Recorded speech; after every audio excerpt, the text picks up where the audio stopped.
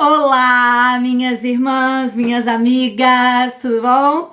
Estamos aqui no nosso terceiro encontro, nossa terceira conversa, né, sobre esse tema, o que eu aprendi sobre as mulheres. E ainda nessa fase, vamos dizer, introdutória, né, porque a proposta dessa nossa conversa é falar sobre cada mulher da Bíblia, mas para isso nós precisamos introduzir alguns pontos. E hoje nós vamos falar sobre um mito também, vamos dizer assim, né? Um segundo mito. Nós falamos de um dos mitos na semana passada, né? Na aula passada, e hoje nós vamos falar de outro, que é relacionado aos homens, né? Que parece, hoje em dia, né, a sociedade ao longo da história, e acho que agora está mais forte ainda, trouxe uma ideia de que os homens são os vilões, né? Como se eles estivessem do outro lado, como se a gente estivesse numa briga, numa guerra, né? E eu acho que na atualidade isso está mais forte ainda. Mas eu acho que ao longo da história já tem sido feito isso. E às vezes, de maneira sutil, isso entra na igreja também. Se vocês pararem para analisar, às vezes nós ficamos felizes quando alguma coisa do trabalho feminino é exaltado em relação ao trabalho masculino, né? Quando fala-se que as mulheres trabalham mais ou que são um grande apoio, ou que o trabalho feminino é o único que acontece fortemente na igreja. Que bom, né?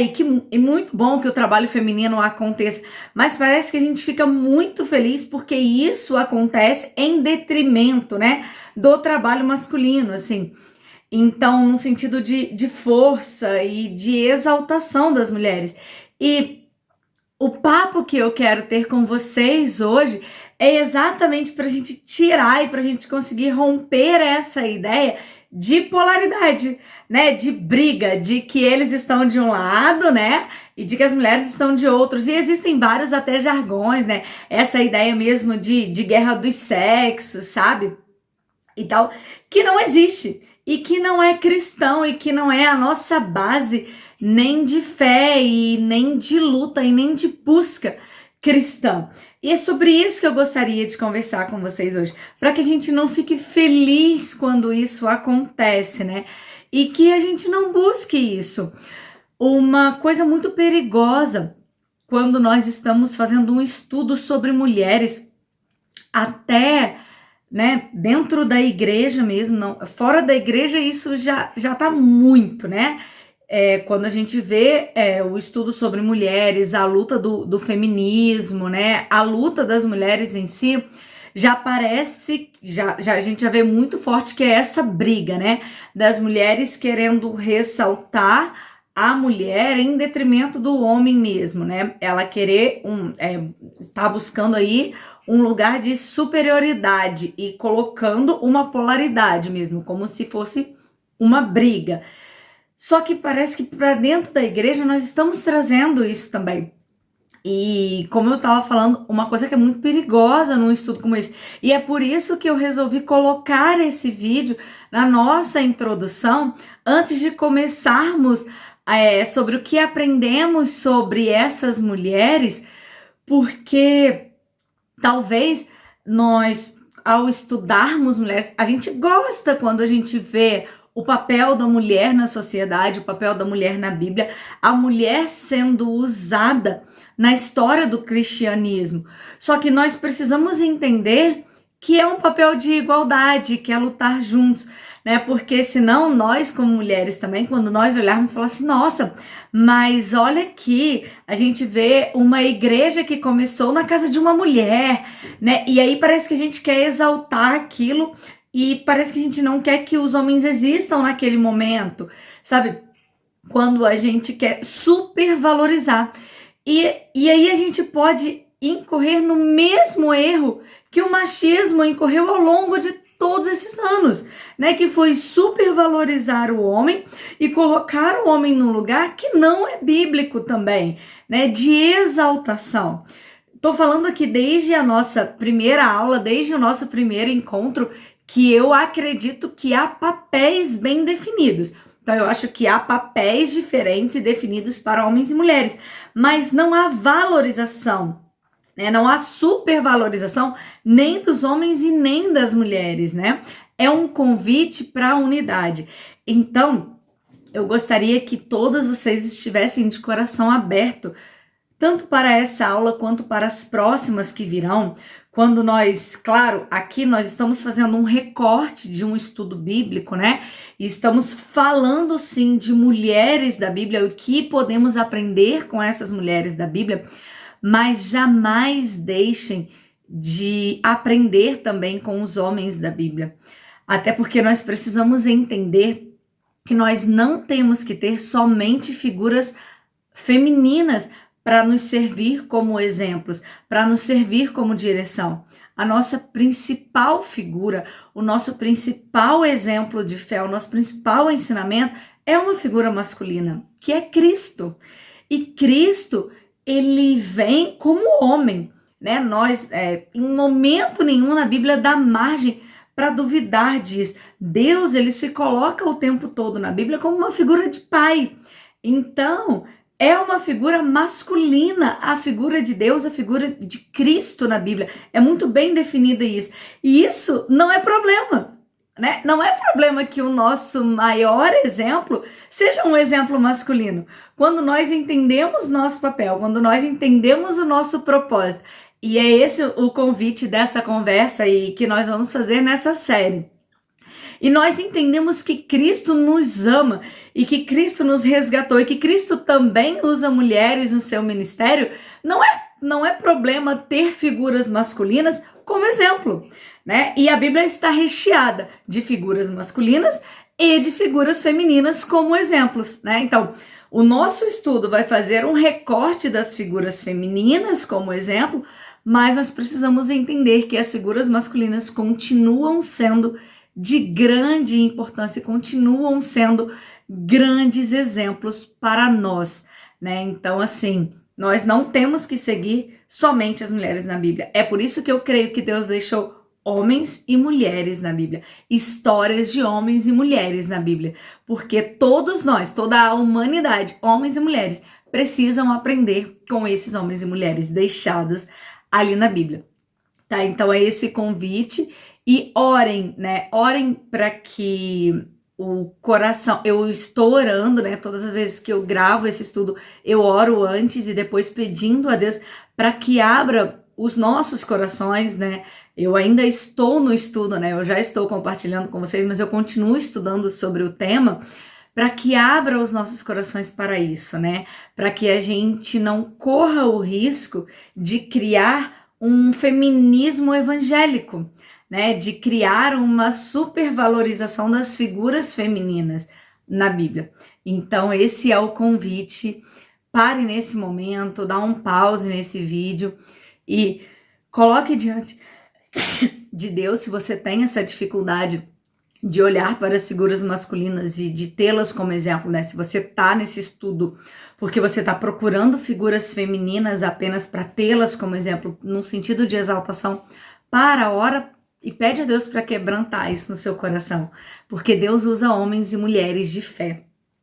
O problema é que a história e a realidade às vezes nos mostra homens maus, né? O machismo nos mostra homens maus e aponta para homens maus, deturpados e corrompidos pelo pecado.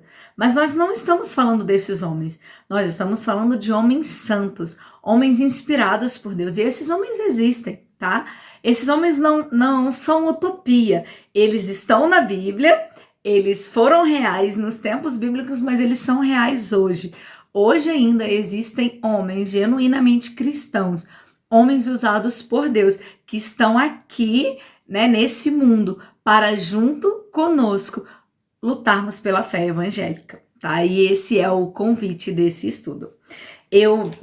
A primeira leitura que eu vou convidá-las a fazer hoje, e eu convido a deixarem a Bíblia aberta, hoje nós vamos fazer algumas leituras bíblicas, e a primeira está em Filipenses 1, de 27 a 30, que diz assim: Vivei acima de tudo por modo digno do Evangelho de Cristo, para que, ou indo ver-vos, ou estando ausente, ouça no tocante a vós outros, que estáis firmes em um só espírito, como uma só alma, lutando juntos pela fé evangélica, em que nada estáis intimidados pelos adversários, pois o que é para eles prova evidente de perdição, é para vós outros de salvação.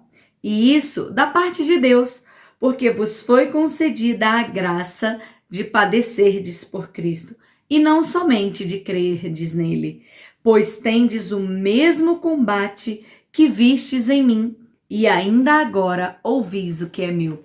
Paulo aqui ele faz um convite no versículo 27, lutando juntos pela fé evangélica. E é esse o tema do nosso estudo, né? É esse o convite. Vamos lutar juntos pela fé evangélica, né? A nossa busca não é por superação. Nesse texto, Paulo nos convida e nos exorta a lutarmos juntos pela fé. Homens e mulheres, né? Aqui ele não faz uma separação. Ele fala de homens e de mulheres. Nós não estamos de lados opostos, estamos do mesmo lado. O que nos une é algo muito maior do que uma diferença de gênero, né? Nós temos uma só alma, um só espírito e um só propósito, que é a luta da fé. A nossa luta, gente, não é um contra o outro. A nossa luta não é um grupo de mulheres lutando contra um grupo de homens. A nossa luta é pela fé e para isso nós nos unimos, né? Porque nossa luta é para propagar a fé evangélica, né? Que é o evangelho de Cristo, é pregar a Cristo. E para isso nós estamos juntos. E cabe aqui nesse momento uma reflexão. Será que muitas das vezes nós não deixamos essa unidade, nós não deixamos o que é principal pelo que é secundário? Tem um estudo e que eu super indico para todas vocês, não é sobre mulheres em si, mas é um estudo sobre a Carta de Romanos, do reverendo Augusto Nicodemos, que um dos vídeos que ele faz, né, ele faz um estudo ponto a ponto da carta, e um dos vídeos ele fala exatamente sobre isso, que a divisão da igreja muitas vezes acontece por questões de segunda ordem ou de terceira ordem, né? Questões que não são a essência da nossa fé. Ou seja, as discordâncias que acontecem dentro da igreja não definem a essência da nossa fé. E às vezes a gente está ali brigando por questões que não são essenciais à fé. E a nossa luta precisa ser isso, né? Nós precisamos nos unir para lutarmos juntos por essa fé, né? Para defender Cristo, usar a nossa força, a nossa energia, né? Toda essa vontade de brigar pela fé, para pregar essa fé evangélica, né? Qualquer outra questão que aparecer, lembre-se, né? Nós estamos falando desde a nossa primeira conversa, né? Qualquer outra questão, elas vão se encaixando, né? As outras questões da nossa vida, as doutrinárias, as questões sobre o papel da mulher, elas vão se encaixando quando nós entendemos e quando nós temos o foco, que é proclamarmos as virtudes daquele que nos chamou das trevas para a sua maravilhosa luz, né? É essa. E aí, quando nós entendemos o nosso propósito, por isso nós buscamos entender o nosso papel como mulheres. Entenderam? Aí faz diferença. Eu estou buscando entender o meu papel como mulher para cumprir o meu propósito, que é proclamar as virtudes daquele que nos chamou das trevas. E juntos, né? Lutando juntos por essa fé evangélica. Nessa perspectiva de que a luta cristã é uma luta corporativa, né? É uma luta de união, né? Uma luta que traz toda a igreja junto. Eu gostaria de trazer alguns textos para a reflexão de vocês. Eu falei, Bíblia aberta. Vamos lá para o início de tudo. Vamos para Gênesis 1, versículos 27 e 28. Gênesis 1, 27 e 28 diz assim, Criou Deus pois, o homem à sua imagem. A imagem de Deus o criou, homem e mulher os criou. E Deus os abençoou e lhes disse: sede fecundos, multiplicai-vos, enchei a terra e dominai-a. Sujeitai-a, dominai sobre os peixes do mar, sobre as aves do céu e sobre todo o animal que rasteja pela terra. Aqui Deus inicia a história da humanidade. Deus inicia a história da humanidade, a nossa história, com homem e mulher, com a criação do homem e da mulher. E a primeira ordem, né? A primeira, vamos dizer assim, a primeira ordem que Deus deixa para que a humanidade cresça, né? Deus os abençoou e lhes disse: sede fecundos, multiplicai, enchei a terra. Ele dá a homem e mulher, ele dá a um casal. É a formação da família. Toda a formação da humanidade, ela começa na formação da família. E aí ainda em Gênesis, vamos lá para o capítulo 8. Em Gênesis 8, vamos ler o versículo 18. Saiu, pois, Noé com seus filhos, sua mulher e as mulheres de seus filhos. Aí vamos aqui para o 9, versículo 1. Abençoou Deus a Noé e a seus filhos e lhes disse: sede fecundos, multiplicai-vos e enchei a terra. E aí o versículo 9. Eis que estabeleço a minha aliança convosco e com a vossa descendência. Aqui Deus renova a aliança com a humanidade.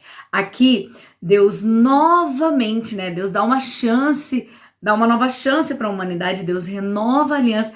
Deus restitui a humanidade com uma família. Novamente com Noé, seus filhos, sua mulher e as mulheres de seus filhos. Percebam que Deus, ele faz a primeira aliança, né? Ele começa a história da humanidade com uma família, com um casal, com homem e mulher, juntos pela fé. Depois ele renova a aliança com Noé, sua mulher, seus filhos e as mulheres de seus filhos. Novamente uma família para construir a humanidade, para a renovação da aliança. Deus está novamente com uma família, né? Então, junta, Deus não polariza, Deus não coloca um de cada lado, mas Deus junta aqui, né, essa família. E aí vamos caminhar mais um pouquinho, lá em Gênesis 17. Gênesis 17, versículos 15 a 22, diz assim, olha: disse também Deus a Abraão: a Sarai, tua mulher, já não lhe chamarás Sarai, porém Sara. Abençoá-la-ei, e dela te darei um filho. Sim, eu a abençoarei, e ela se tornará nações. Reis de povos procederão dela. Então se prostou Abraão, rosto em terra, e se riu e disse consigo: a um homem de 100 anos há de nascer um filho? Dará à luz Sara com seus 90 anos? Disse Abraão a Deus: tomara que viva Ismael diante de ti. Deus lhe respondeu: de fato, Sara, tua mulher, te dará um filho, e lhe chamarás Isaque. Estabelecerei com ele a minha aliança perpétua para a sua descendência. Quanto a Ismael, eu te ouvi. Abençoá-lo-ei, falo-ei fecundo e multiplicarei extraordinariamente. Gerará 12 príncipes, e dele farei uma grande nação. A minha aliança, porém, estabelecê-la-ei com Isaque, o qual Sara te dará à luz, neste mesmo tempo, daqui 1 ano. E finda esta fala com Abraão, Deus se retirou dele, elevando-se. Aqui, novamente, nós temos uma renovação da aliança. Aqui nós temos o início, né? A formação do povo de Israel, né? Nós estamos falando aqui do nascimento de Isaque. Até hoje nós nos chamamos de filhos de Abraão, né? E descendência de Abraão. E a renovação da aliança começa ali, o povo da aliança, né? Começa ali em Abraão, Isaque e Jacó. Mas Deus começa com uma família. Às vezes, por conta da forma que a história é contada, a gente corre esse risco de falar de Abraão, Isaac, Jacó, mas de esquecer que Deus faz a promessa com uma família, que Deus está falando de Abraão e de Sara, e que Deus está formando uma família para que a promessa se cumpra. Então percebam aqui um papel de igualdade, de homem e mulher juntos para a renovação da aliança, para o início de uma descendência, né, para o cumprimento de uma promessa. E dessa história, dessa genealogia, de toda essa descendência, nós chegamos onde? Nós chegamos lá em Mateus, vamos lá? Lá para Mateus 1. E vocês já sabem de quem eu vou falar nesse momento. Lá em Mateus 1 nós temos o cumprimento dessa promessa, né? Lá em Mateus 1 nós falamos do nascimento de Jesus Cristo. Mateus 1, versículo 18. Ora, o nascimento de Jesus Cristo foi assim: estando Maria, sua mãe, desposada com José, sem que tivessem antes coabitado, achou-se grávida pelo Espírito Santo. Mas José, seu esposo, sendo justo, não a querendo infamar, resolveu deixá-la secretamente. Enquanto ponderava nestas coisas, eis que lhe apareceu em sonho um anjo do Senhor, dizendo: José, filho de Davi, não temas receber Maria, tua mulher, porque o que nela foi gerado é do Espírito Santo. Ela dará à luz um filho, e lhe porás o nome Jesus, porque ele salvará o seu povo dos pecados deles. Ora, tudo isto aconteceu para que se cumprisse o que fora dito pelo Senhor por intermédio do profeta. Eis que a virgem conceberá e dará à luz um filho, e ele será chamado pelo nome de Emanuel, que quer dizer Deus conosco. Despertado José do sono, fez como lhe ordenara o anjo do Senhor e recebeu sua mulher. Contudo, não a conheceu, enquanto ela não deu à luz um filho, a quem pôs o nome de Jesus. Aqui nós estamos falando do cumprimento da promessa. Deus poderia mandar Jesus como ele quisesse. Jesus poderia descer simplesmente dos céus, né? Ele poderia vir como um menino ou já poderia vir como homem para cumprir a promessa. Jesus poderia vir de qualquer outra forma que Deus escolhesse, porque Deus é Deus. Ele criou toda a humanidade, ele criou o primeiro homem e ele poderia criar Jesus dessa forma, mas ele escolhe, no seu plano perfeito, fazer Jesus nascer de uma família. Jesus, o cumprimento da promessa, né? Jesus, que é a nossa mais perfeita promessa, a nossa realidade, é o nosso propósito, é o nosso objetivo de vida. Ele nasce na formação de uma família, homem e mulher, juntos pela fé evangélica. Não tem polaridade, gente. Tudo isso que eu tô trazendo aqui é para mostrar para vocês que a promessa de Deus, os planos de Deus, os propósitos de Deus, né, perfeitos de Deus, eles se cumprem dentro da família, né? A gente vê como Deus valoriza essa formação de família que tem sido tão deturpada pela sociedade e que a gente corre o risco de deturpar se fizermos um estudo muito focado em mulheres, né? E esquecermos que Deus, ele busca essa união. Lutemos juntos pela fé evangélica. A união de homens e mulheres, ela representa a perfeita harmonia de Deus, a célula máter de toda a sociedade. Não é à toa que Deus sempre realiza e cumpre suas promessas por meio de uma família. Eu não vejo que isso é à toa. Deus tem propósito nisso tudo, né? E nós percebemos que Jesus, ele continua usando mulheres no seu ministério. Embora, para mim é muito claro, né, que na Bíblia os líderes são homens, né, como apóstolos, né, hoje presbíteros e pastores. Para mim é muito claro biblicamente que esses líderes são homens, mas a gente percebe assessorando, que acompanhando o ministério de Jesus, depois o ministério de Paulo, eles continuam utilizando mulheres, né, nessa assessoria. Em Lucas capítulo 8, olha, Lucas 8, os versos de 1 a 3, é bem interessante, porque às vezes a gente não para prestar atenção nisso. A gente conhece os 12 apóstolos e a gente fala sempre deles, e a gente ressalta sempre a história deles, e são importantes, são exemplos para nós. Mas olha aqui, Lucas 8 fala sobre as mulheres que assistiam Jesus. Aconteceu depois disto que andava Jesus de cidade em cidade e de aldeia em aldeia, pregando e anunciando o evangelho do reino de Deus. E os 12 iam com ele. E também algumas mulheres que haviam sido curadas de espíritos malignos e de enfermidades. Maria, chamada Madalena, da qual saíram 7 demônios. E Joana, mulher de Cusa, procurador de Herodes. Susana e muitas outras, as quais lhe prestavam assistência com seus bens. Aqui nós vemos os discípulos, né? Os 12 que iam com Jesus e também algumas mulheres que lhe prestavam assistência. Então percebam aqui mais uma vez os discípulos e as mulheres trabalhando juntos no ministério de Jesus, né? Auxiliando o ministério de Jesus. E é interessante que em toda a história de Jesus, nós vamos perceber como que Jesus ele dá valor a essas mulheres. Jesus ele conversa com as mulheres samaritanas, né? Mas Jesus ele se revela a ela.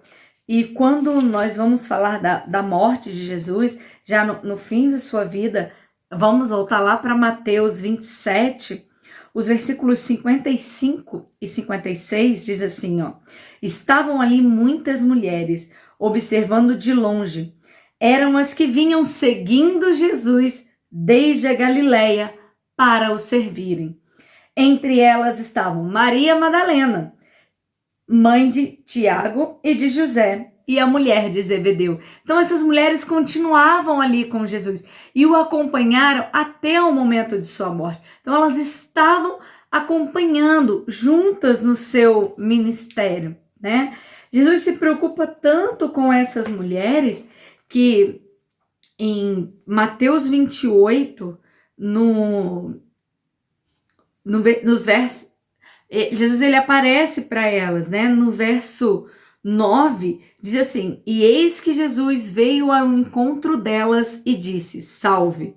E elas, aproximando-se, abraçaram-lhe os pés e o adoraram. Então Jesus ele se preocupa com elas, ele tem essas mulheres como importantes em seu ministério. Ao longo da história da igreja, nós podemos ver casas de família que foram usadas para o início de uma igreja. Um grande exemplo é Priscila e Áquila. Priscila e Áquila é um casal, né, amigos de Paulo. Paulo cita Priscila e Áquila em várias de suas cartas, né? No final das cartas aos Coríntios, Paulo faz uma citação saudando Priscila e Áquila. No final da carta aos Romanos também. Lá em Atos 18, nós vemos Paulo citando Priscila e Áquila e colocando ali que a igreja começa em sua casa. Então, mais uma vez, a gente vê ali o início da igreja, né? Então, olha bem, percebam que a promessa, a história da humanidade começa com um casal, com uma família. A aliança se renova com famílias, com casais. A promessa se cumpre com um casal. E a história da igreja começa em lares, começa com casais também, né? Nós vemos outros lugares onde começa a história da igreja e nós vamos ver algumas casas até de mulheres onde começam a história de algumas igrejas. Mas hoje eu quero ressaltar aqui esse casal, Priscila e Áquila, né, onde começa a igreja, lá em 1 Coríntios 16, 19, né, fala ali que onde a igreja se reunia. Então, para encerrarmos, né, o último texto que eu vou ler com vocês hoje está em Romanos 16. Romanos 16, Os versos de 3 a 16 é uma saudação de Paulo. E ele começa saudando Priscila e Áquila. Saudai Priscila e Áquila, meus cooperadores em Cristo Jesus, os quais, pela minha vida, arriscaram a sua própria cabeça. E isto lhes agradeço, não somente eu, mas também todas as igrejas dos gentios. Saudai igualmente a igreja que se reúne na casa deles. Saudai o meu querido Espêneto, primícias da Ásia para Cristo. Saudai Maria, que muito trabalhou para vós. Saudai Andrônico e Júnias, meus parentes e companheiros de prisão, os quais são notáveis entre os apóstolos e estavam em Cristo antes de mim. Saudai Amplieto, meu dileto amigo no Senhor. Saudai Urbano, que é nosso cooperador em Cristo. E também meu amado Estaques. Saudai Apeles, aprovado em Cristo. Saudai-o das casas de Aristóbulo. Saudai meu parente Herodião. Saudai os da casa de Narciso, que estão no Senhor. Saudai Trifena e Trifosa, as quais trabalharam no Senhor. Saudai a estimada Pérside, que também muito trabalhou no Senhor. Saudai Rufo, eleito no Senhor, e igualmente sua mãe, que também tem sido uma mãe para mim. Saudai Assíncrito, Flegonte, Hermes, Pátrobas, Hermas e os irmãos que se reúnem com eles. Saudai Filólogo, Júlia, Nereu e sua irmã, Olimpas, e todos os santos que se reúnem com eles. Saudai-vos uns aos outros com ósculo santo. Todas as igrejas de Cristo vos saúdam. Hoje eu assisti um estudo, né? Eu falei com vocês sobre todo o estudo da carta aos Romanos, né? Com o reverendo Augustus, mas especificamente hoje eu assisti desses versos de 3 a 16. Eu vou deixar inclusive o link dele na descrição desse vídeo, porque para vocês entenderem um pouco por que, né, um texto de saudação e o que a gente pode aprender com ele. Eu indico vocês a assistirem essa pregação do reverendo Augustus. Mas o que eu vou trazer um pouquinho de lá para nossa conversa aqui hoje? Aqui nós temos várias saudações de homens e mulheres que trabalharam na igreja. Já falei de Priscila e Áquila, mas eu quero falar de outros. Priscila e Áquila, percebam que aqui nós temos diferentes formações. Falamos aqui de formação de família, né? Mas aqui nós temos um casal, que é Priscila e Áquila, Maria, que foi citada sozinha, Trifena e Trifosa, provavelmente duas irmãs. Nós temos Rufo e sua mãe, então nós temos um filho e uma mãe trabalhando aqui juntos pela fé evangélica. Nós temos Nereu e sua irmã. O que eu quero falar com vocês que eu entendo como uma aplicação desse texto? Esse texto nos mostra que Deus usa pessoas no seu plano e no seu propósito para a igreja.